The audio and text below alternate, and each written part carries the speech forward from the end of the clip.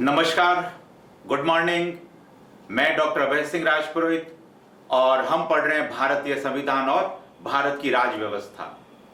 मित्रों, संविधान और राज व्यवस्था की इस कहानी में अब तक हम पढ़ चुके हैं भारत की संविधान सभा को, भारत के संविधान के निर्माण की संपूर्ण प्रक्रिया को।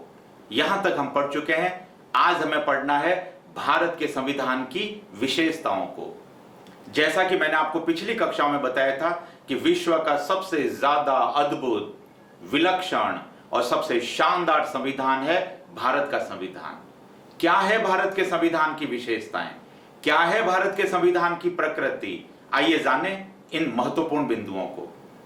इन बिंदुओं को पढ़ने से पहले एक बात अच्छे से समझ ले मित्रों, आप चाहे किसी भी भर्ती परीक्षा की तैयारी कर रहे हैं, चाहे राज्य स्तरीय भर्ती परीक्षा, पटवारी, कांस्टेबल, रेट, सब इंस्पेक्टर अथवा आरएस, या आप चाहे केंद्र की भर्ती परीक्षाओं की आईएएस और एसएससी स्तर तक की किसी भी भर्ती परीक्षा की तैयारी कर रहे हो, भारत का संविधान और भारत की राज व्यवस्था आपके लिए बेहद महत्वपूर्ण विषय है।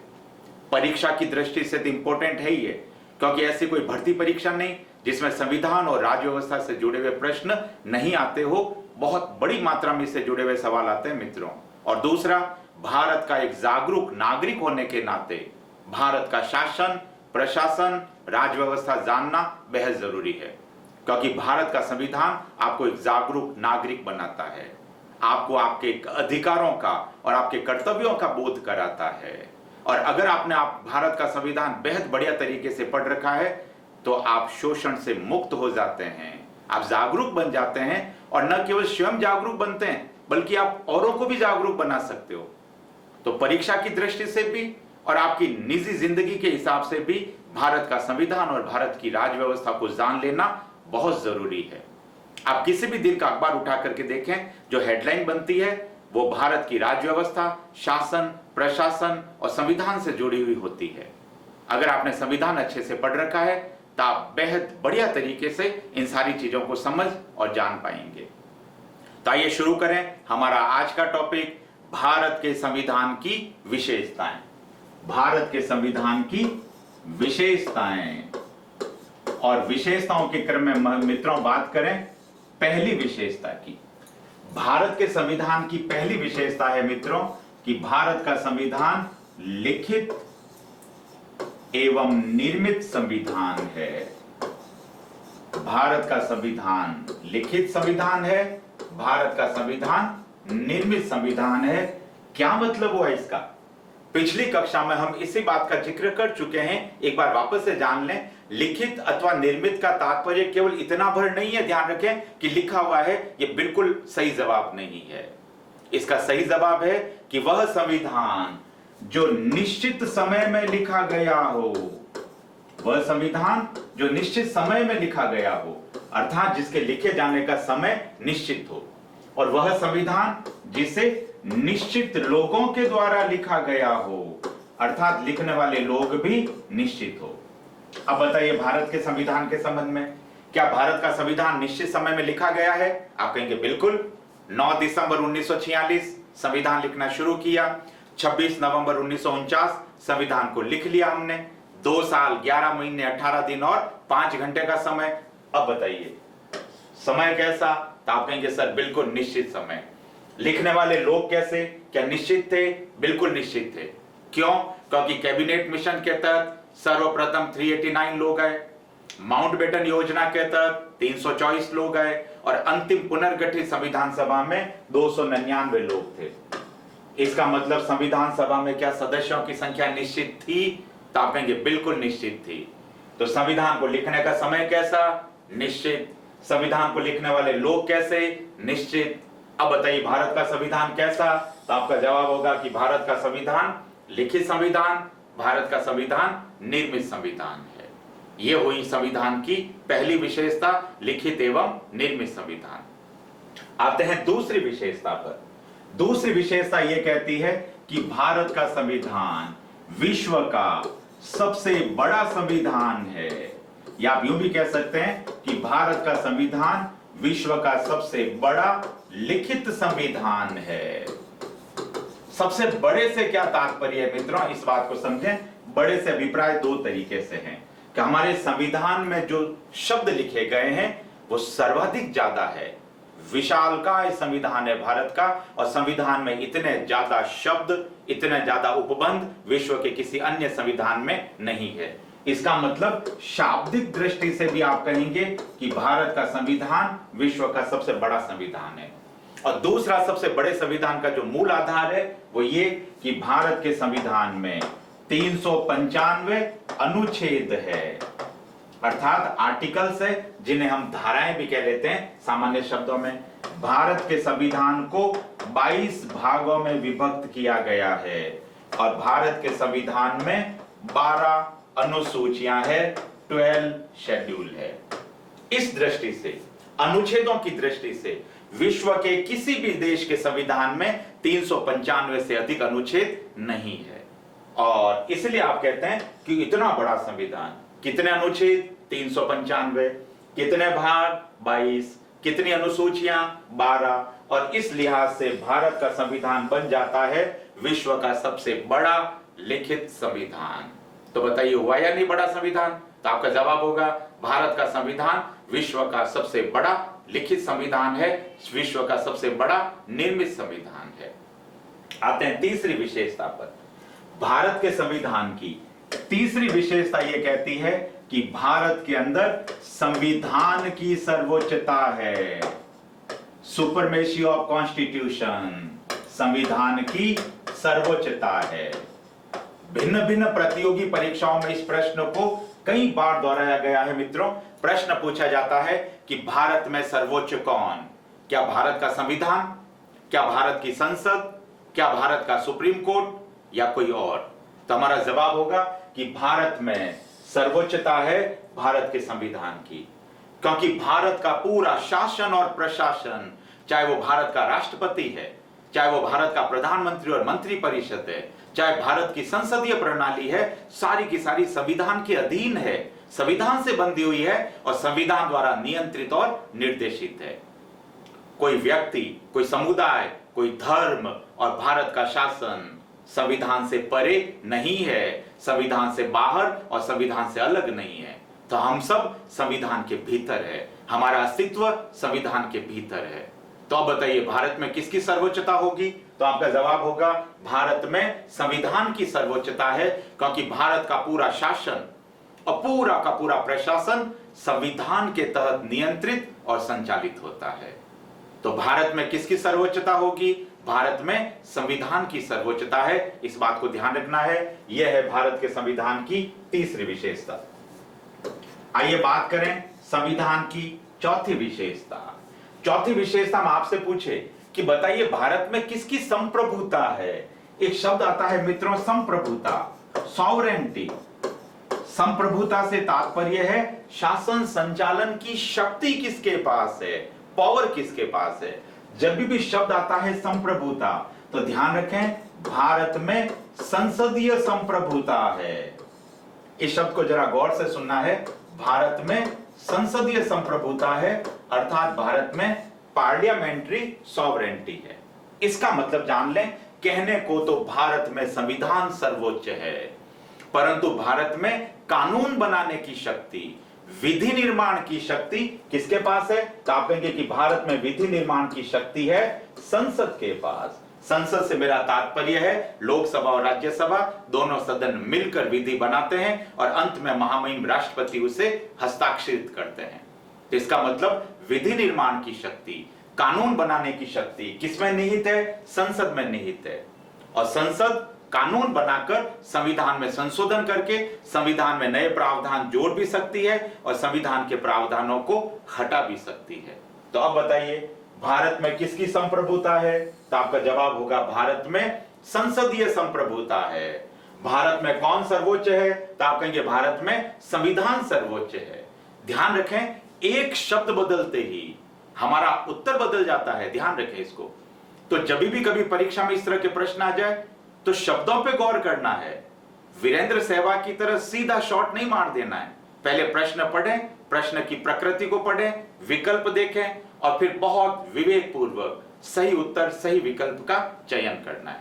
तो भारत में संविधान की सर्वोच्चता और भारत में संसदीय संप्रभुता। आते हैं अगली विशेषता पर। संविधान की पांचवी विशेषता यह कहती है कि भारत का संविधान या भारत देश संपूर्ण प्रभुत्व संपन्न है। इसका मतलब भारत का संविधान भारत संघ को संपूर्ण प्रभुत्व संपन्न राष्ट्र बनाता है। आइए जाने इसी बात को।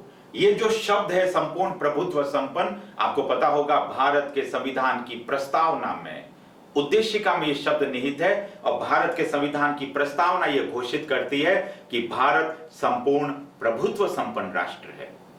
और जैसा कि मैंने पिछली कक्षा में इस बात का उल्लेख किया है कि आप जानते हैं कि स्वतंत्रता से पूर्व भारत में 1935 का अधिनियम, भारत शासन अधिनियम 1935 के तहत भारत का शासन चल रहा था। और जब भारत के विभाजन की योजना आई और जब भारत की स्वतंत्रता की योजना आई तो ब्रिटिश संसद के द्वारा एक कानून बनाया गया जिसका नाम था भारतीय स्वतंत्रता अधिनियम। भारतीय स्वतंत्रता अधिनियम, और यह अधिनियम आया था जुलाई 1947 में। 18 जुलाई 1947 भारत का अधिनियम, ध्यान रखें यह ब्रिटिश संसद द्वारा पारित किया गया अधिनियम था।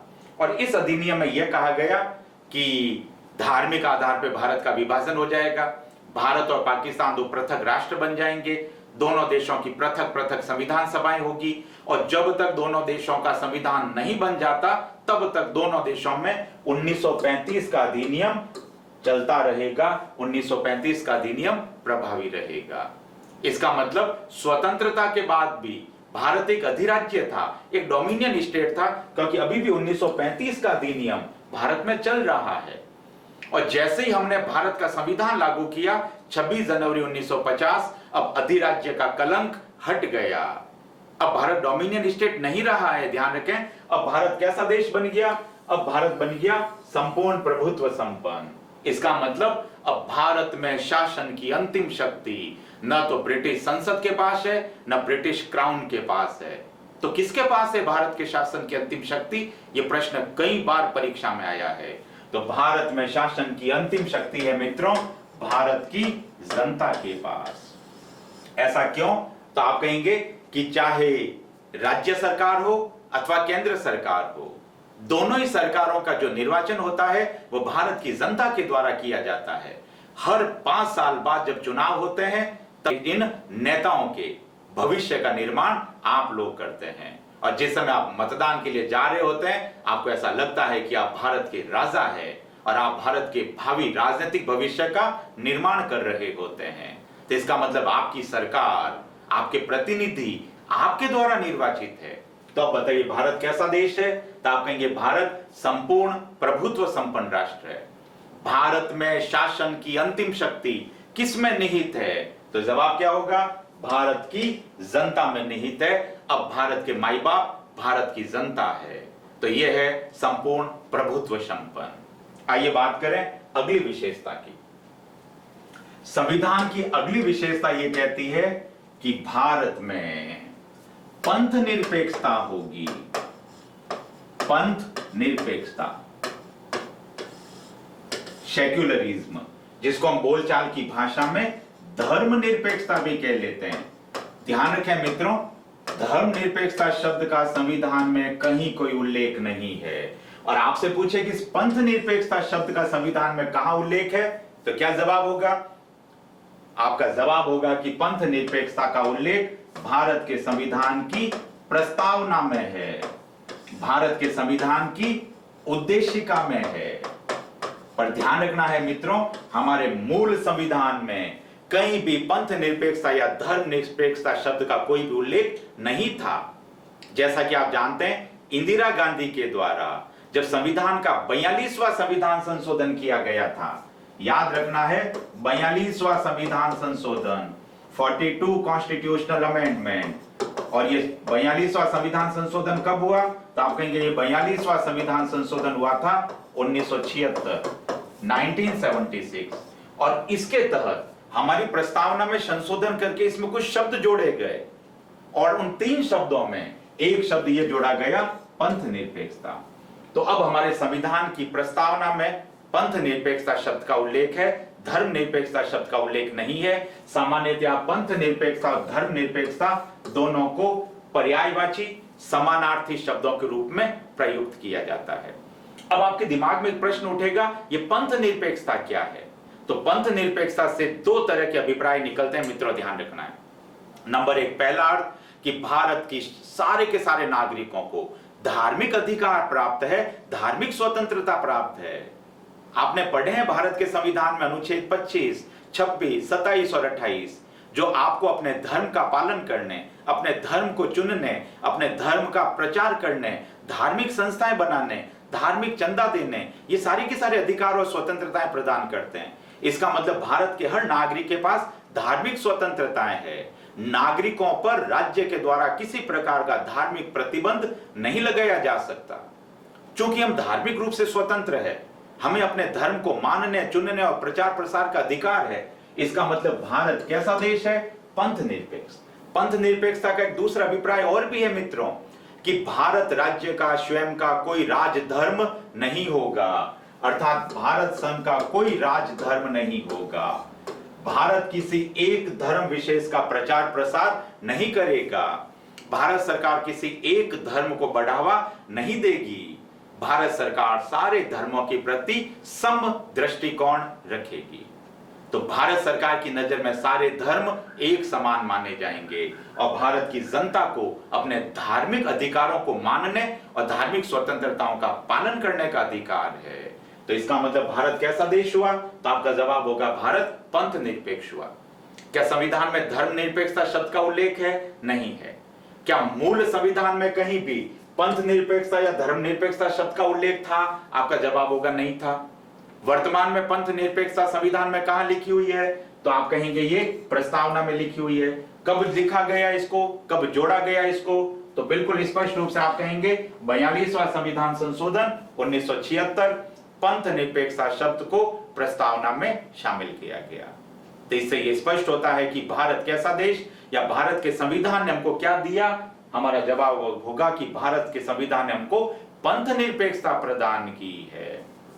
आइए बात करें अगली विशेषता की। भारत के संविधान की अगली विशेषता यह कहती है कि भारत एक समाजवादी राज्य होगा। समाजवादी राज्य होगा। अब प्रश्न उठता है कि समाजवाद क्या है, ये सोशलिज्म क्या है? मित्रों, स्वतंत्रता से पूर्व आप जानते हैं कि विश्व में दो तरह की आर्थिक व्यवस्थाएं चल रही थी। एक तरफ तो अमेरिका और यूरोपियन देशों के नेतृत्व में पूंजीवाद, कैपिटलिज्म चल रहा है, और दूसरी तरफ सोवियत संघ के नेतृत्व में साम्यवाद या मार्क्सवाद चल रहा है। तो आप जानते हैं कि दोनों में एक तरह से शीत युद्ध की स्थिति चल रही है। पूंजीवाद ये कहता है कि उत्पादन और वितरण के समस्त जो साधन होंगे वो सारे के सारे जनता के पास होंगे, इनका निजीकरण होगा, राज्य का उत्पादन और वितरण के साधनों पर स्वामित्व नहीं होगा। इसका ठीक उल्टा समाजवाद ये कहता है, माफ कीजिए, साम्यवाद ये कहता है कि उत्पादन और वितरण के सारे ही साधनों पर राज्य का नियंत्रण होगा, अर्थात निजीकरण नहीं होगा, सरकारीकरण रहेगा, और राज्य के जितनी भी आर्थिक इकाइयां हैं, उत्पादन और वितरण के जो साधन है, उन पर कठोरता से राज्य का नियंत्रण रहेगा। जवाहरलाल नेहरू जैसा कि आप जानते हैं समाजवादी नेता थे, तो उन्होंने बीच के रास्ते को अपनाया और इसी रास्ते को आगे बढ़ाने का काम किया गया इंदिरा गांधी के द्वारा। समाजवाद यह कहता है कि उत्पादन और वितरण के साधन राज्य के अधीन भी होंगे और उत्पादन और वितरण के साधन निजी हाथों में भी होंगे, परंतु उत्पादन और वितरण के साधनों पर समाज का अर्थात राज्य का अधिक नियंत्रण रहेगा। तो इस तरह से हमने पूंजीवाद और साम्यवाद की मध्य की अवस्था को अपनाया और भारत को समाजवादी राष्ट्र घोषित किया। यहां एक बात और भी ध्यान रखना है मित्रों कि भारत के मूल संविधान में कहीं भी समाजवाद शब्द का उल्लेख नहीं था, और पंथ निरपेक्षता की तरह ही इस समाजवादी शब्द को भी कालांतर में भारत के संविधान में जोड़ा गया। कब जोड़ा गया? तो आपका जवाब होगा 42वां संविधान संशोधन 1976। इसके तहत प्रस्तावना में जो संशोधन हुआ, जो 3 शब्द प्रस्तावना में नए जोड़े गए, उसमें एक शब्द पंथ निरपेक्षता था तो दूसरा शब्द था समाजवादी। तब बताइए भारत के संविधान ने भारत को कैसा देश घोषित किया है? तो हम कहेंगे भारत को समाजवादी राज्य, समाजवादी राष्ट्र घोषित किया है। देखें अगली विशेषता, संविधान की अगली विशेषता यह कहती है कि भारत का जो संविधान होगा वो कठोर और लचीलेपन का मिश्रण होगा। अर्थात भारत का संविधान कठोर भी होगा और लचीला होगा, दोनों का मिश्रण होगा। अब प्रश्न उठता है कि कठोरता और लचीलापन, इन दोनों शब्दों के क्या तात्पर्य है? तो इस बात को समझ लें। यहां पर कठोर और लचीलेपन से अभिप्राय है संविधान में संशोधन करने की शक्ति से। क्या संविधान में संशोधन किया जा सकता है?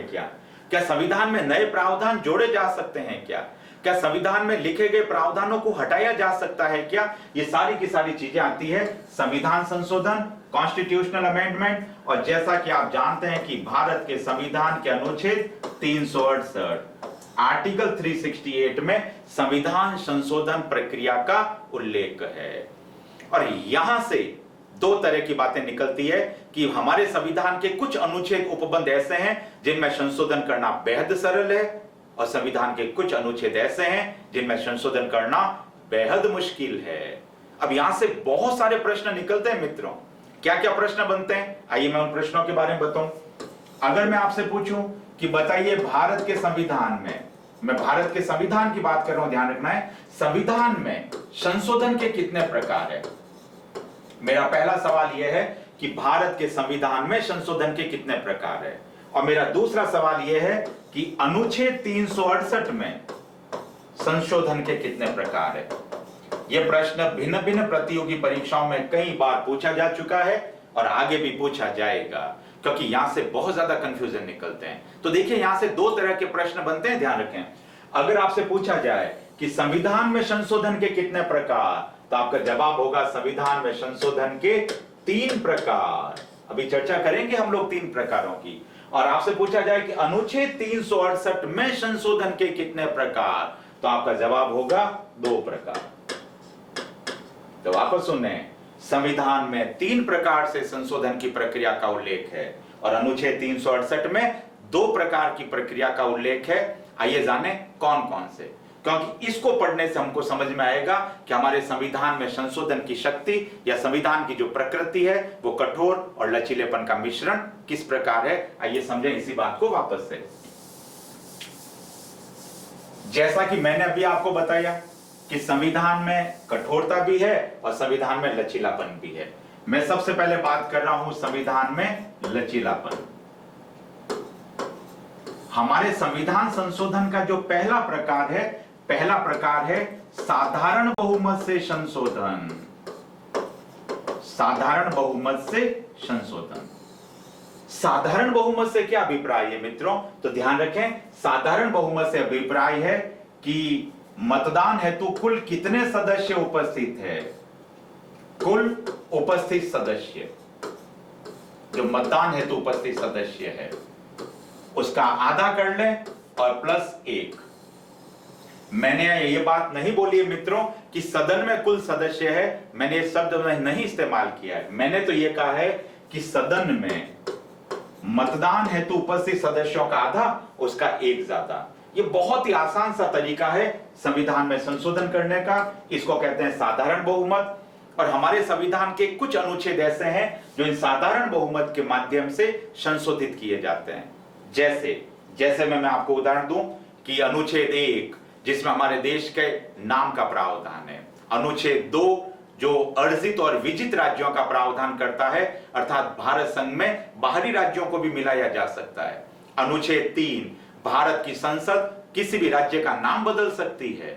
भारत की संसद किसी राज्य के भूगोल में परिवर्तन कर सकती है।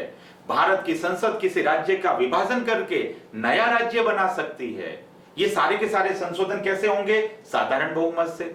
इसी तरह से आर्टिकल 169 ये कहता है कि भारत की संसद को अगर किसी भी राज्य में विधान परिषद का गठन करना है या विधान परिषद को समाप्त करना है तो कैसे करेंगे? साधारण बहुमत से करेंगे। अथवा केंद्र शासित राज्यों के प्रशासन के संबंध में कोई भी फेरबदल करना है तो कैसे होगा? साधारण बहुमत से होगा। तो देखिए संविधान संशोधन का पहला प्रकार कौन सा? साधारण बहुमत।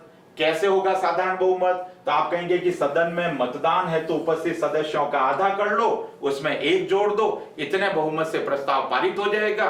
बहुत ही आसान तरीका, बहुत ही सरल तरीका। और कौन कौन से अनुच्छेद इससे संशोधित होते हैं? तो आप कहेंगे अनुच्छेद 1, 2, 3, आर्टिकल 169, ये सारे के सारे आर्टिकल साधारण बहुमत से संशोधित होते हैं। परंतु ध्यान रखें मित्रों, इस साधारण संशोधन का अनुच्छेद 368 में उल्लेख नहीं है। इस बात को जरा ध्यान से समझ लेना। ये जो साधारण बहुमत से संशोधन की प्रक्रिया है, मैं वापस दोहरा रहा हूं, इसका अनुच्छेद 368 में उल्लेख या प्रावधान नहीं है। तो इससे यह साबित होता है कि भारत का संविधान कैसा है? तो आप कहेंगे बेहद लचीला है, क्योंकि कुछ अनुच्छेद बदले जाने या संशोधित किए जाने बेहद आसान है। अब मैं बात करता हूं कठोरता की, कि संविधान कठोर कैसे है।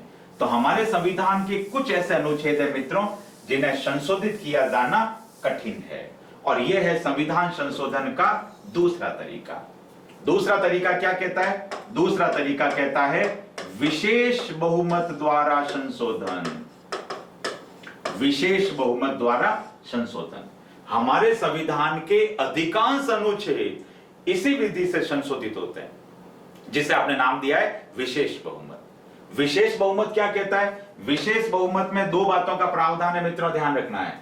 विशेष बहुमत यह कहता है कि नंबर 1, सदन के कुल सदस्यों का बहुमत। ध्यान रखना है शब्दों पर, सदन के कुल सदस्यों का बहुमत। लेकिन इसके साथ ही साथ जो मतदान हेतु उपस्थित सदस्य है, जो मतदान कर रहे हैं, मतदान हेतु उपस्थित सदस्यों का 2/3 बहुमत। मतदान हेतु उपस्थित सदस्यों का 2/3 बहुमत। देखिए यहां दो तरह की बातें आई है।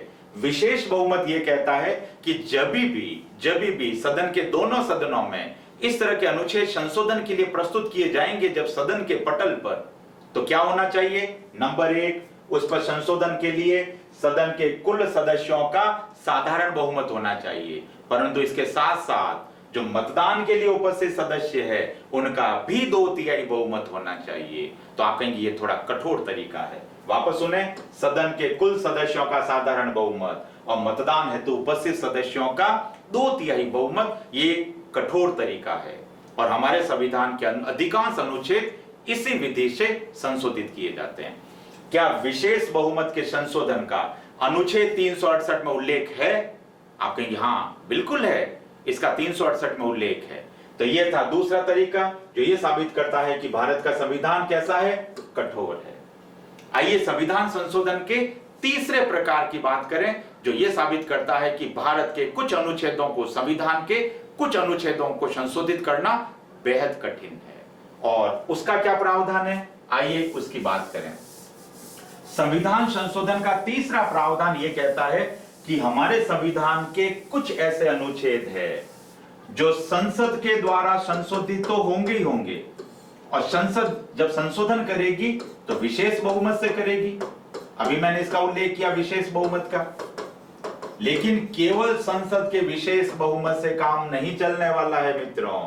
अब जब संसद के दोनों सदन विशेष बहुमत से इन अनुच्छेदों को या इन संशोधनों को पारित कर देंगे, तत्पश्चात इन संशोधनों को भेजा जाएगा भारत के सारे राज्यों, मैं बात कर रहा हूं राज्यों की मित्रों, केंद्र शासित प्रदेश शब्द का उल्लेख नहीं किया है मैंने, भारत के सारे राज्यों के विधान मंडलों में यह प्रस्ताव भेजा जाएगा, और भारत के सारे राज्यों की विधानसभाओं में से कम आधी विधानसभाएं उस संविधान संशोधन को स्वीकृति देगी साधारण बहुमत से।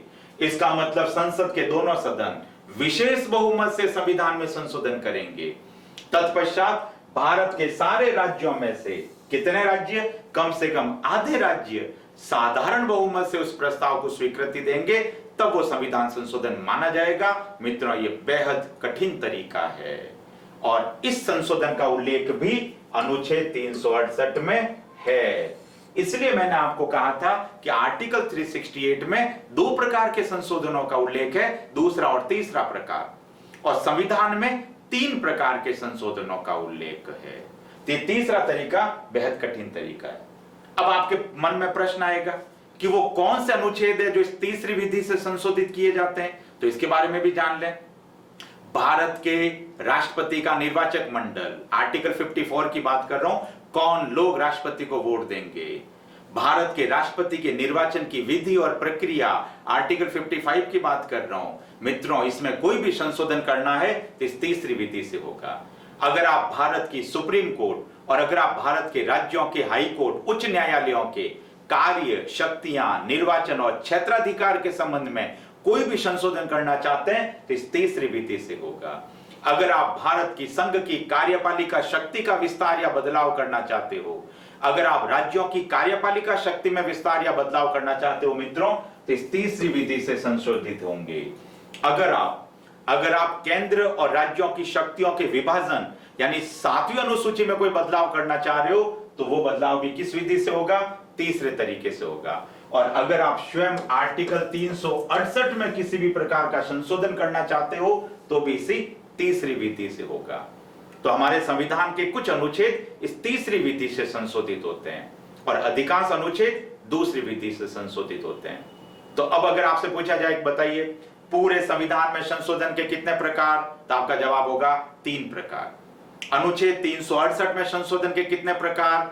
2 प्रकार। और कौन से अनुच्छेद किस विधि से संशोधित किए जाएंगे, अभी हमने इस बात को समझा और आपको ये बात समझ में आ गई होगी।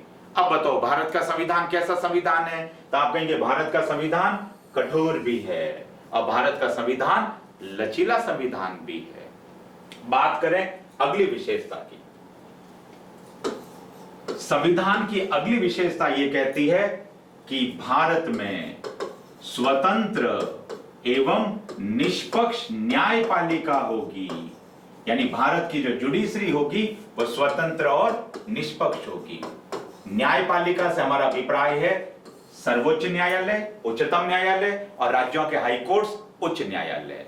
तो भारत की संसदीय व्यवस्था का, अर्थात भारत की संसद का, जिसे आप व्यवस्थापिका कहते हैं, भारत की व्यवस्थापिका अर्थात हमारी संसद और राज्यों की विधानसभाएं और भारत की कार्यपालिका अर्थात भारत की मंत्री परिषद, इन दोनों का भारत की न्यायपालिका पर नियंत्रण या प्रभुत्व नहीं है। भारत की न्यायपालिका स्वतंत्र है, भारत की न्यायपालिका निष्पक्ष है और हमारी व्यवस्थापिका और हमारी कार्यपालिका का भारत की न्यायपालिका पर किसी भी प्रकार का नियंत्रण नहीं है। तब बताइए भारत की न्याय व्यवस्था, भारत की न्यायपालिका कैसी है? तो आपका जवाब होगा न्यायपालिका स्वतंत्र है, न्यायपालिका निष्पक्ष है, उस पर भारत की व्यवस्थापिका का, उस पर भारत की कार्यपालिका का कोई नियंत्रण नहीं है। या 2 शब्द में वापस दोहरा रहा हूं, जब भी आपके सामने शब्द आ जाए व्यवस्थापिका, तो व्यवस्थापिका से हमारा अभिप्राय है भारत की संसद या राज्यों की विधानसभाएं। इन्हें सामान्य शब्दों में व्यवस्थापिका कहते हैं। जब भी सवाल आ जाए कार्यपालिका, तो आप कहेंगे कि कार्यपालिका में आती है भारत की मंत्री परिषद अथवा राज्यों की मंत्री परिषद, राज्य सरकार, वो चाहे मोदी सरकार है या हर एक राज्यों के अलग अलग सरकारें हैं, वो कार्यपालिका कहलाती है। तो भारत के संविधान ने भारत की न्यायपालिका को स्वतंत्र रखा है, इस पर व्यवस्थापिका और कार्यपालिका का कोई नियंत्रण नहीं है। तो बताइए भारत का न्यायालय कैसा है? तो आपका जवाब होगा भारत के न्यायालय न केवल स्वतंत्र है अपितु निष्पक्ष भी है और समान रूप से सारे नागरिकों को एक जैसा न्याय प्रदान कर रहे हैं। आइए अगली विशेषता की बात करें। अगली विशेषता यह कहती है कि भारत में एकीकृत न्याय व्यवस्था है।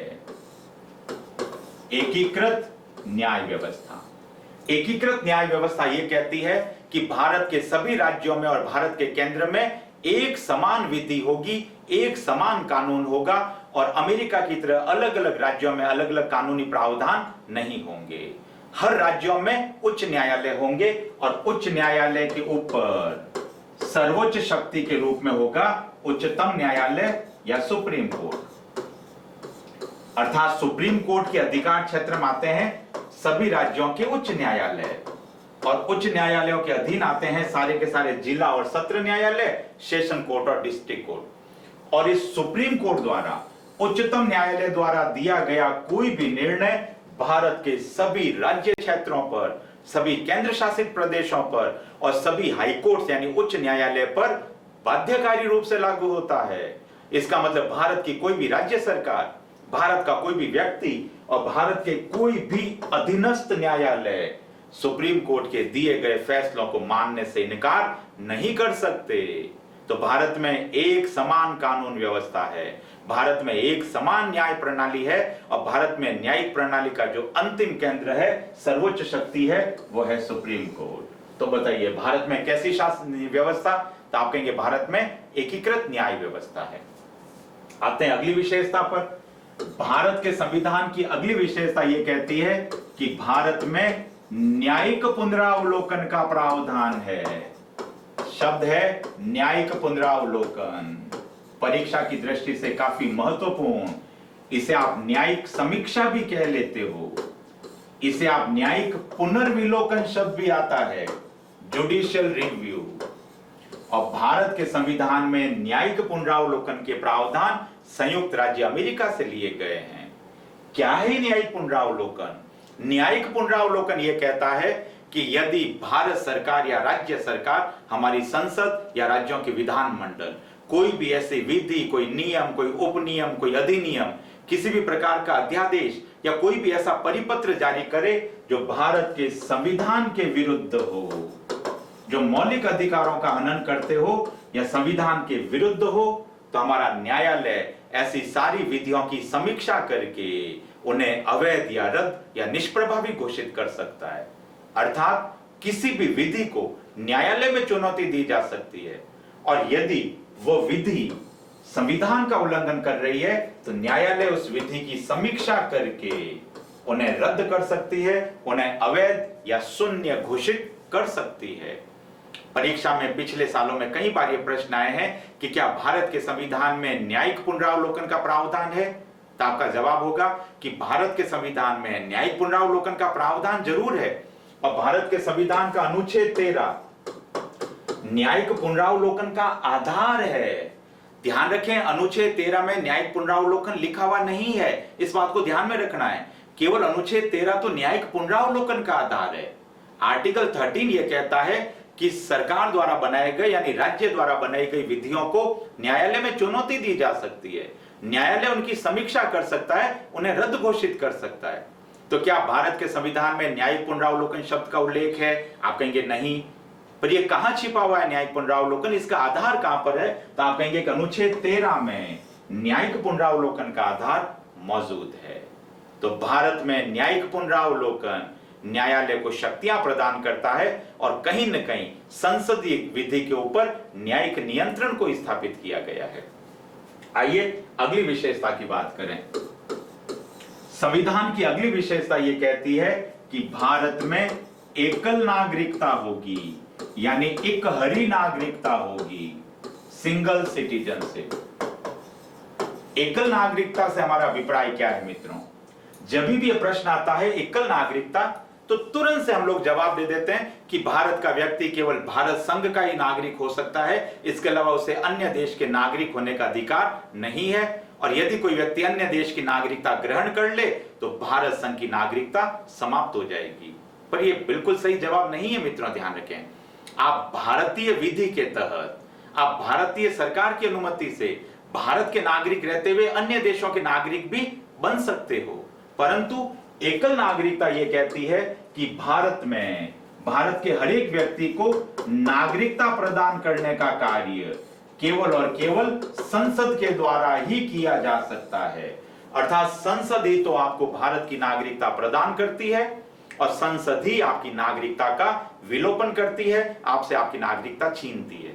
तो बताइए, नागरिकता देने और नागरिकता रद्द करने का अधिकार किसके पास है? भारत की संसद के पास है। क्या राज्यों की विधानसभाएं नागरिकता देने का और नागरिकता रद्द करने का कार्य कर सकती है? आपका जवाब होगा बिल्कुल नहीं कर सकती। तो नागरिकता देने और छीनने की शक्ति किसके पास है? संसद के पास है। अब बताइए, भारत में कैसी नागरिकता? तो आपका जवाब होगा कि भारत में एकल नागरिकता है। क्या भारत का नागरिक रहते हुए कोई अन्य देश का नागरिक हो सकता है? तो आप कहेंगे हाँ। भारतीय सरकार द्वारा एक कानून बनाया गया, समुद्र पारीय नागरिकता अधिनियम 2003। इंडियन ओवरसीज सिटीजनशिप एक्ट, समुद्र पारीय नागरिकता अधिनियम। और ये नागरिकता अधिनियम ये कहता है कि आप भारत के नागरिक रहते हुए भी कुछ चुनिंदा और चयनित देशों के नागरिक बन सकते हो, यानी आप दोहरी नागरिकताएं रख सकते हो। परंतु मैं फिर बता दूं, यहाँ एकल नागरिकता या इकहरी नागरिकता से अभिप्राय है कि नागरिकता देने का काम और नागरिकता रद्द करने का काम भारत की संसद करेगी। अब बताइए, भारत में कैसी नागरिकता है, एकल नागरिकता या इकहरी नागरिकता है? अगली विशेषता, संविधान की अगली विशेषता यह कहती है कि भारत में सार्वभौमिक वयस्क मताधिकार होगा। सार्वभौमिक वयस्क मताधिकार, यूनिवर्सल एडल्ट फ्रेंचाइजी। क्या अर्थ है सार्वभौमिक वयस्क मताधिकार का? इसका मतलब यह है कि एक निश्चित आयु पूरी कर चुका भारत का हर व्यक्ति, चाहे वो किसी जाति का है, किसी धर्म का है, किसी समुदाय का है, पढ़ा लिखा है, अनपढ़ है, कोई भी व्यक्ति है, चाहे वो किसी लिंग या समुदाय से संबंध रखता हो, प्रत्येक नागरिक को मतदान का अधिकार है। और आप जानते हैं कि जब हमारा संविधान बना तो हमारे संविधान में 21 वर्ष की आयु का प्रावधान था, अर्थात 21 वर्ष की आयु पूर्ण कर चुका हर व्यक्ति बिना किसी भेदभाव के मतदान कर सकता है।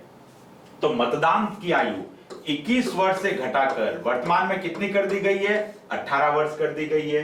कब कर दी गई है? तो आप जानते हैं कि भारत सरकार द्वारा 1989 में, बिल्कुल सही, 61वां संविधान संशोधन किया गया। 61 कॉन्स्टिट्यूशनल अमेंडमेंट। प्रधानमंत्री थे राजीव गांधी, युवा थे, युवा लोगों को प्रतिनिधित्व देना चाह रहे थे। 61वां संविधान संशोधन करके मतदान की आयु 21 वर्ष से घटाकर कर दी 18 वर्ष। तो वर्तमान में कितनी आयु प्रचलित है? आपका जवाब होगा 18 वर्ष। अर्थात 18 वर्ष की आयु पूर्ण कर चुका कोई भी व्यक्ति, चाहे वो कोई जाति, धर्म, समुदाय, वंश, लिंग, नस्ल, किसी भी से भी संबंध रखता हो, बिना भेदभाव के उसको मतदान का अधिकार है। तो भारत में कैसा मताधिकार है? सार्वभौमिक वयस्क मताधिकार। और याद रखना है आपको, हमारे संविधान के अनुच्छेद 326 में, कौन सा अनुच्छेद? अनुच्छेद 326 सार्वभौमिक वयस्क मताधिकार का प्रावधान करता है। इस बात को आपको याद रखना है। आते हैं अगली विशेषता पर। संविधान की अगली विशेषता यह कहती है कि भारत में संसदात्मक व्यवस्था होगी। संसदात्मक व्यवस्था या पार्लियामेंट्री सिस्टम होगा। आप इसको यूं भी कह सकते हैं कि भारत में संसदीय व्यवस्था होगी। क्या है यह संसदीय व्यवस्था? इसको जाने। मित्रों, दुनिया में दो तरह की व्यवस्थाएं चलती है, एक संसदात्मक व्यवस्था और एक अध्यक्षात्मक व्यवस्था। आइए इन दोनों पर चर्चा करते हैं। सबसे पहले मैं बात कर रहा हूं संसदीय व्यवस्था की। जब भी शब्द आता है संसदीय व्यवस्था, इसका मतलब ऐसे देशों में जो विधि निर्माण की शक्ति है, जो कानून बनाने की शक्ति है, वो किसके पास होती है? संसद के पास होती है। यानी कानून बनाने की शक्ति संसद के पास होती है। संसदीय देशों में दोहरी कार्यपालिका पाई जाती है। दोहरी कार्यपालिका। दोहरी कार्यपालिका से हमारा अभिप्राय है कि शासन के दो मुखिया होते हैं, नाम मात्र की कार्यपालिका और वास्तविक कार्यपालिका। और जैसा कि आप जानते हैं कि भारत के अंदर नाम मात्र की कार्यपालिका राष्ट्रपति और वास्तविक कार्यपालिका प्रधानमंत्री। तो बताइए संसदीय व्यवस्था में क्या होगा? आप कहेंगे विधि निर्माण की शक्ति किसमें होगी? संसद के अधीन होगी। कैसी कार्यपालिका पाई जाएगी? दोहरी कार्यपालिका पाई जाती है। और सबसे बड़ी बात कि भारत की जो कार्यपालिका है, भारत की जो मंत्री परिषद है, वो संसद के प्रति उत्तरदायी होती है और संसद में भी वो लोकसभा के प्रति उत्तरदायी होती है। इस बात को वापस से समझें कि भारत संघ की कार्यपालिका किसके प्रति उत्तरदायी? संसद के प्रति उत्तरदायी। इसका मतलब अगर आपको भारत सरकार में मंत्री बनना है, प्रधानमंत्री बनना है, तो आपको संसद का सदस्य बनना पड़ेगा, सांसद बनना पड़ेगा, चाहे तो लोकसभा से, चाहे तो राज्यसभा से, चाहे तो निर्वाचित होकर और चाहे तो मनोनीत होकर। आपको सांसद बनकर ही मंत्री बनना पड़ेगा।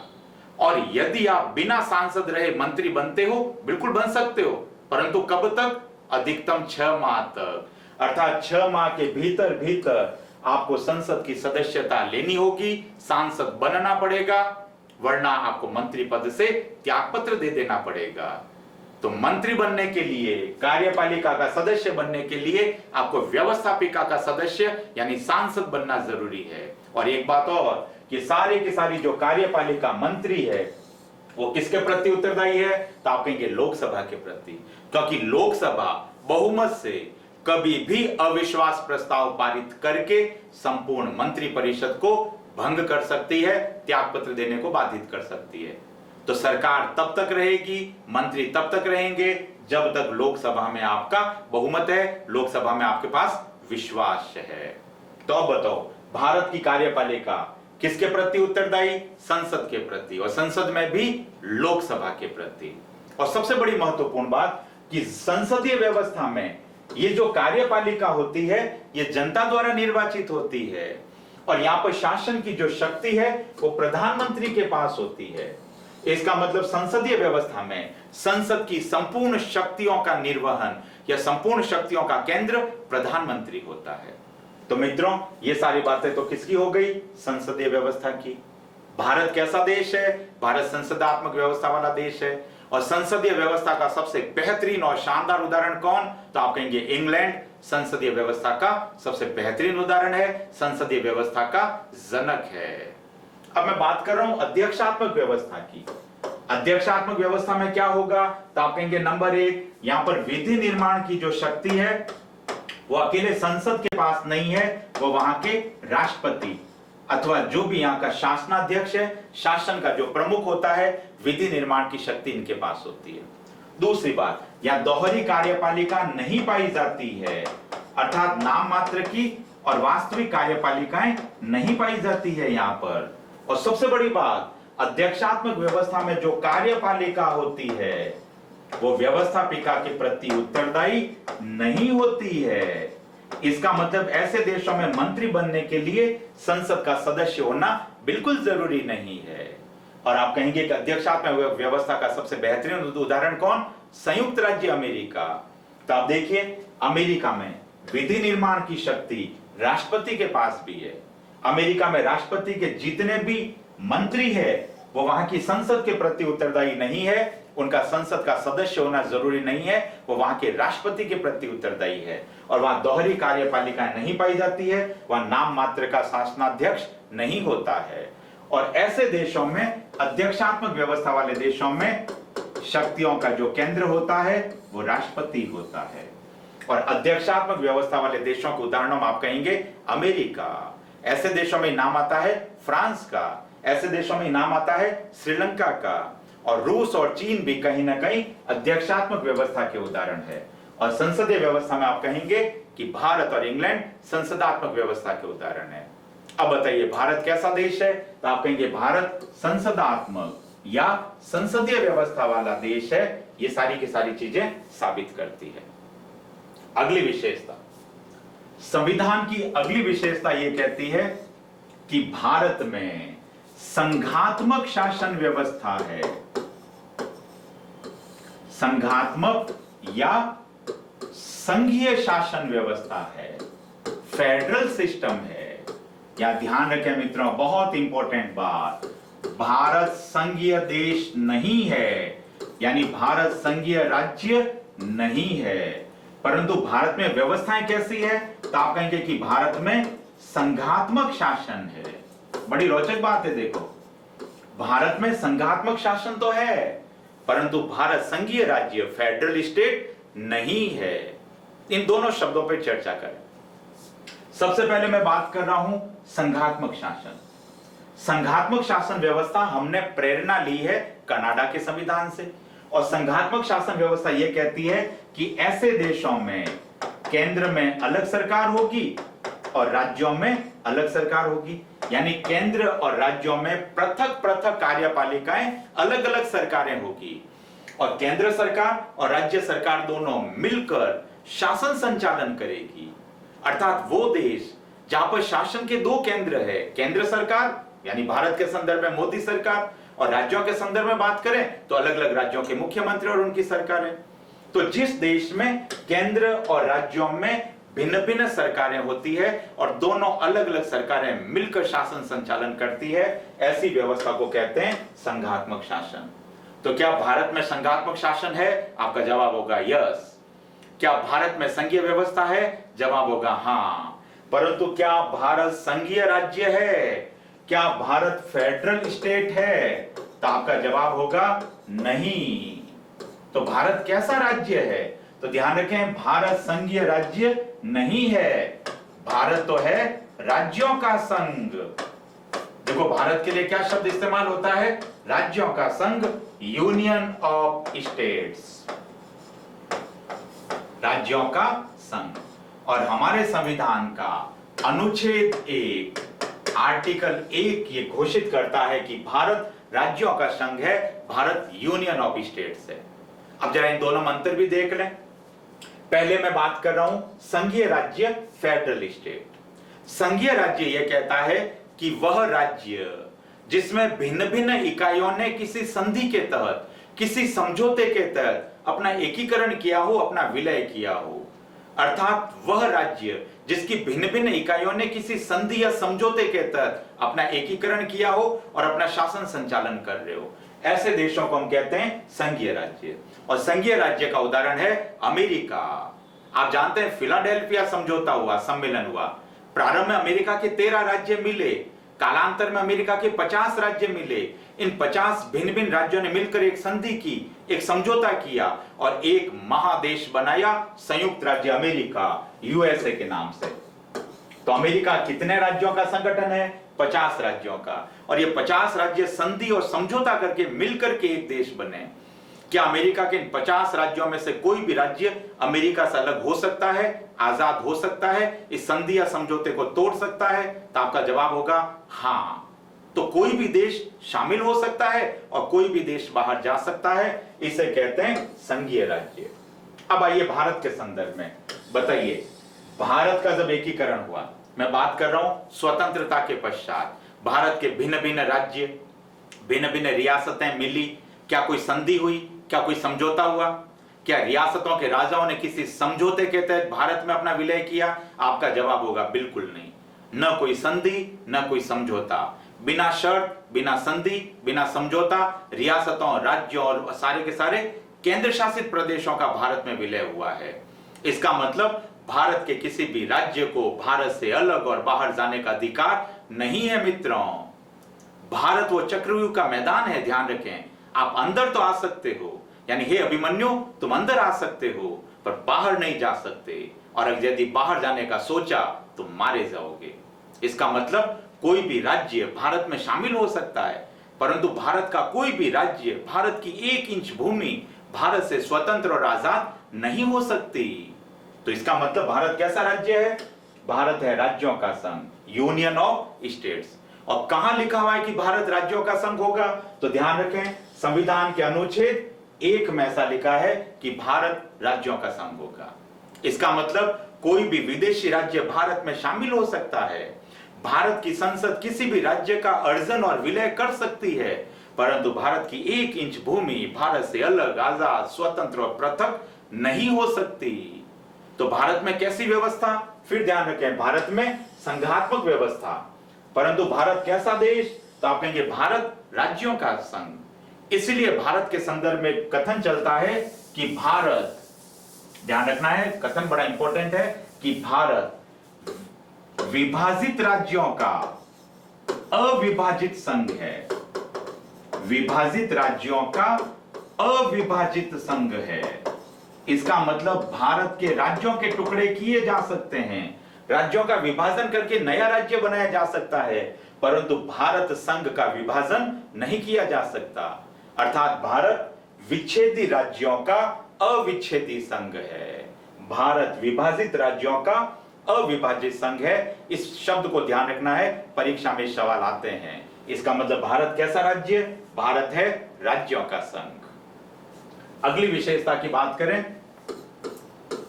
संविधान की अगली विशेषता यह कहती है कि भारत में विधि का शासन होगा। विधि का शासन यानी कानून का शासन होगा। ये जो शब्द है विधि का शासन, ये इंग्लैंड के एक विचारक थे मित्रों, डाइसी, इनके द्वारा दिया गया। और यह प्रावधान यह कहता है कि भारत में कानूनी उपबंध लागू होंगे और विधि कानून समान रूप से सभी लोगों पर लागू रहेगी। भारत का जो शासन होगा वो कानून के तहत होगा, संविधान के तहत होगा। इसी तरह से भारत के संविधान की अगली विशेषता यह कहती है कि भारत के सभी नागरिक विधि के समक्ष समान होंगे। इक्वलिटी बिफोर लॉ, विधि के समक्ष समान, अर्थात भारत के कानून की दृष्टि में, विधि की दृष्टि में सभी नागरिक एक समान होंगे। प्रधानमंत्री हो या आम आदमी, सारे लोग कानून की दृष्टि में एक समान होंगे। कानून किसी के साथ कोई भेदभाव नहीं करेगा। इसको कहते हैं विधि के समक्ष समानता। इसी तरह की एक विशेषता यह कहती है कि भारत में विधि का समान संरक्षण होगा। देखो शब्द अलग है मित्रों, ध्यान रखना है। विधि का समान संरक्षण, equal protection of the laws, विधि का समान संरक्षण। ये यहां एक बात ध्यान रखना मित्रों कि विधि के समक्ष समानता शब्द इंग्लैंड के संविधान से लिया गया है, यहां से प्रेरित है। और ये विधि का समान संरक्षण, ये शब्द अमेरिकी संविधान से प्रेरित है। विधि का समान संरक्षण ये कहता है कि कानून, विधि सभी नागरिकों को समान संरक्षण प्रदान करेगी, परंतु जो पिछड़े हैं, जो दलित है, जो वंचित है, ऐसे लोगों को विशेष संरक्षण दिया जाएगा। इसलिए भारत के संविधान में पीड़ितों, दलितों, महिलाओं, विकलांगों के कल्याण के लिए विशेष प्रावधान किए गए हैं। और भारत के संविधान में राष्ट्रपति और राज्यपालों के लिए भी विशेष संरक्षण प्रदान किए गए। तो ध्यान रखें, भारत में विधि के समक्ष समानता भी है और भारत में विधि का समान संरक्षण भी है। यह भारत के संविधान की विशेषताओं में शामिल है। बात करें अगली विशेषता की। संविधान की अगली विशेषता यह कहती है कि भारत में सभी नागरिकों को मौलिक अधिकार प्रदान किए जाएंगे। यानी हमारे भारत के संविधान में मौलिक अधिकार, फंडामेंटल राइट्स का प्रावधान है। जैसा कि आप लोग जानते हैं कि भारत के मूल संविधान में, भारत के ओरिजिनल संविधान में भारत के सभी नागरिकों को कितने प्रकार के मौलिक अधिकार प्रदान थे? तो आपका जवाब होगा 7 प्रकार के मूल अधिकार प्राप्त थे। और वर्तमान संविधान में सारे नागरिकों को, तो जवाब होगा कि वर्तमान में नागरिकों को 6 प्रकार के मौलिक अधिकार प्रदान है। और इन मौलिक अधिकारों को न्यायालय का संरक्षण प्राप्त है मित्रों। आपके मौलिक अधिकारों का हनन नहीं किया जा सकता। और यदि आपके मौलिक अधिकारों का हनन होता है तो आप इसे न्यायालय में चुनौती दे सकते हो। वो कौन सा मूल अधिकार है जो खत्म हो गया? तो आपका जवाब होगा कि 44वां संविधान संशोधन जो मोरारजी देसाई के द्वारा किया गया था 1978, और इसके तहत संपत्ति का जो मौलिक अधिकार प्राप्त था हम लोगों को, संपत्ति का मौलिक अधिकार, इसे हटा दिया गया मौलिक अधिकार से और इसे विधिक अधिकार प्रदान, विधिक अधिकार का दर्जा दे दिया गया। इसका मतलब अब संपत्ति हमारा मौलिक अधिकार नहीं है, अब संपत्ति का अधिकार विधिक अधिकार है। और इस प्रकार से मूल अधिकारों की संख्या घटकर 6 रह गई है। तो भारत के सभी नागरिकों को मौलिक अधिकार प्राप्त है और इन मौलिक अधिकारों का हनन नहीं किया जा सकता। हाँ, विशेष संक्रमण काल में मौलिक अधिकारों का हनन किया जा सकता है, मौलिक अधिकारों को निलंबित किया जा सकता है। इसकी चर्चा हम आगामी कक्षा में करेंगे। आते हैं अगली विशेषता पर। संविधान की अगली विशेषता यह कहती है कि भारत के सभी नागरिकों को स्वतंत्रता, भारत के सभी नागरिकों को समानता और भारत के सभी नागरिकों को न्याय प्रदान किया जाएगा। यानी सभी नागरिक स्वतंत्र है, उन्हें अधिकार है। भारत के सभी नागरिक समान माने जाएंगे जाति, धर्म, वंश, लिंग, नस्ल, समुदाय, संप्रदाय के आधार पर। और भारत के सभी नागरिकों को न्याय प्रदान किया जाएगा। और हमारे संविधान की प्रस्तावना में, ध्यान रखना मित्रों, इसका उल्लेख कहां पर है? संविधान की प्रस्तावना में स्वतंत्रता, समानता और न्याय प्रदान किया गया है। यहां पर ध्यान रखें, न्याय से अभिप्राय क्या? न्याय यह कहता है हमारा संविधान भारत के सभी नागरिकों को 3 प्रकार का न्याय प्रदान करता है, ध्यान रखना है। और ये 3 प्रकार के न्याय कौन कौन से हैं? हमारा संविधान ये कहता है कि भारत के सभी नागरिकों को सामाजिक न्याय मिलेगा, सभी नागरिकों को आर्थिक न्याय मिलेगा और भारत के सभी नागरिकों को राजनीतिक न्याय प्रदान किया जाएगा। तो बताइए संविधान में न्याय के कितने प्रकार? तो संविधान में न्याय के 3 प्रकार। सामाजिक न्याय क्या कहता है? सुने, सामाजिक न्याय ये कहता है कि हमारा संविधान दलितों, पीड़ितों, पिछड़े वर्ग, वंचित समुदाय और महिलाएं, और सामान्य शब्दों में कहूं तो एससी, एसटी, ओबीसी और महिलाओं के कल्याण के लिए विशेष प्रावधान करेगा। इन्हें विशेष संरक्षण दिया जाएगा और आप जानते हैं इसी के तहत आरक्षण और दूसरे अन्य आर्थिक, सामाजिक और कानूनी प्रावधान किए गए हैं। तो ये सारी बातें आती है सामाजिक न्याय में। आर्थिक न्याय ये कहता है कि भारत सरकार जो अगड़े और पिछड़े, इसका मतलब अमीर और गरीब के बीच की जो खाई है, जो विषमता है, उस विषमता को दूर करेगी और इस प्रकार का वातावरण प्रदान करेगी कि जो गरीब और पीड़ित समुदाय के लोग हैं वो भी आर्थिक उन्नति कर सके, अमीरों के समकक्ष आ सके, अर्थात आर्थिक विषमता समाप्त की जाएगी। ऐसे वातावरण का निर्माण किया जाएगा। इसको कहा गया आर्थिक न्याय। और राजनीतिक न्याय ये कहता है मित्रों कि भारत के सभी लोगों को मतदान का अधिकार है। और केवल मतदान का ही अधिकार नहीं है, ध्यान रखें, आपको शासन में सक्रिय भागीदारी का भी अधिकार है। आप स्वयं चुनाव लड़ सकते हैं, आप अपनी राजनीतिक दल और संगठन बना सकते हैं और आप स्वयं अपने संगठन के माध्यम से चुनाव लड़कर राज्यों की विधानमंडलों में और भारत सरकार में, संसद में शामिल होकर आप अपनी सरकार बना सकते हैं। इसका मतलब अब आपको केवल वोट देने का अधिकार नहीं है, आपको किसी व्यक्ति विशेष या जाति विशेष का पिछलग्गू नहीं बन करके स्वयं को भी शासन संचालन में हिस्सेदारी का अधिकार है।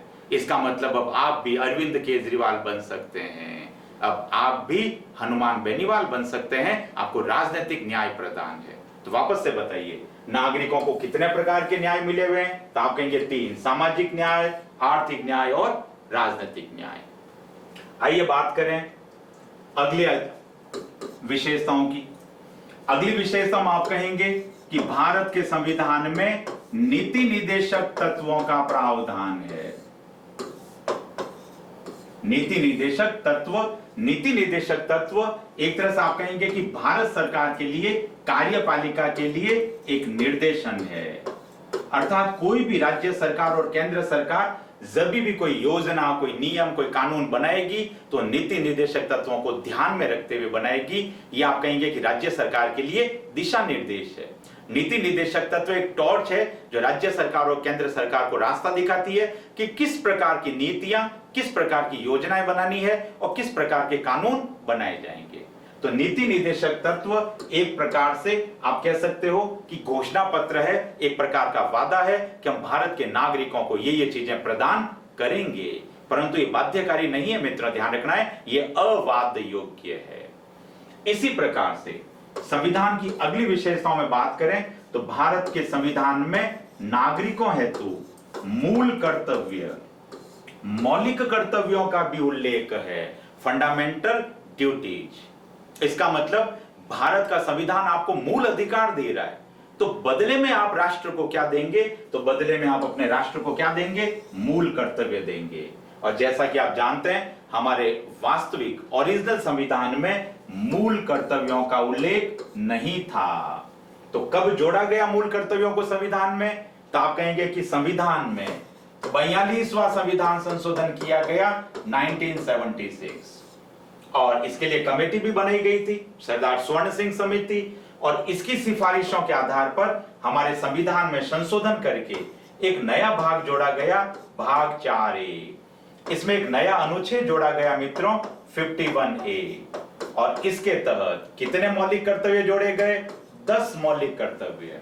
कालांतर में भारत की संसद ने 86वां संविधान संशोधन किया, 86 कॉन्स्टिट्यूशनल अमेंडमेंट 2002, और इसके तहत 11वां मौलिक कर्तव्य और संविधान में जोड़ दिया, जिसमें हर माता पिता और अभिभावक के लिए प्रावधान किया गया कि वो अपने 6 से 14 साल तक के बच्चों के लिए निःशुल्क शिक्षा की व्यवस्था करेंगे।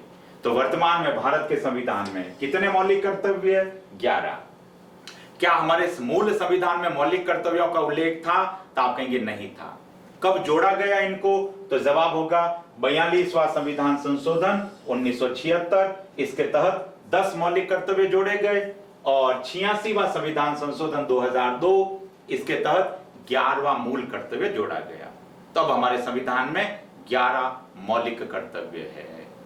ये कुछ विशेषता है मित्रों संविधान की। अंत में 2 महत्वपूर्ण विशेषताओं के साथ आज की अपनी कक्षा को समाप्त करें। संविधान की अगली विशेषता ये कहती है कि भारत एक गणतंत्र होगा या भारत एक गणराज्य होगा, एक रिपब्लिक स्टेट होगा। क्या अर्थ है इसका? भारत का संविधान यह घोषित करता है कि अब भारत के शासन की अंतिम शक्ति जनता में निहित है और भारत का जो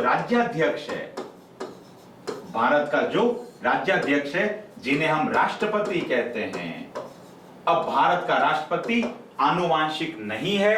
अब भारत का राष्ट्रपति जनता द्वारा निर्वाचित है। यह अलग बात है कि अप्रत्यक्ष निर्वाचित है। तो जिस देश का मुखिया आनुवांशिक न होकर जनता द्वारा निर्वाचित होता हो, ऐसे देश को कहते हैं गणतंत्र या गणराज्य। तो भारत एक गणतंत्र है, भारत एक गणराज्य है और ये गणतंत्र की प्रेरणा हमने फ्रांस के संविधान से ली है और 26 जनवरी 1950 को ही भारत गणतंत्र बन गया था।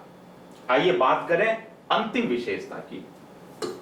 अंतिम विशेषता ये कहती है कि भारत में लोकतंत्र होगा, भारत में प्रजातंत्र होगा, डेमोक्रेसी होगी। क्या है लोकतंत्र? तो आप कहेंगे कि भारत में शासन संचालन के लिए जो 2 प्रकार की सरकारें हैं, चाहे वो केंद्र सरकार है और चाहे वो राज्य सरकार है, दोनों ही सरकारों का जो चुनाव है वो जनता के द्वारा किया जाता है। इसका मतलब जनता के द्वारा चुने हुए प्रतिनिधि शासन संचालन का कार्य करते हैं। तो अर्थात जनता सीधे शासन में भाग नहीं लेती है। इसका मतलब भारत में अप्रत्यक्ष प्रजातंत्र है। और अगर आप इसको अच्छे शब्दों में कहें तो आप कहेंगे कि भारत में प्रतिनिध्यात्मक प्रजातंत्र है।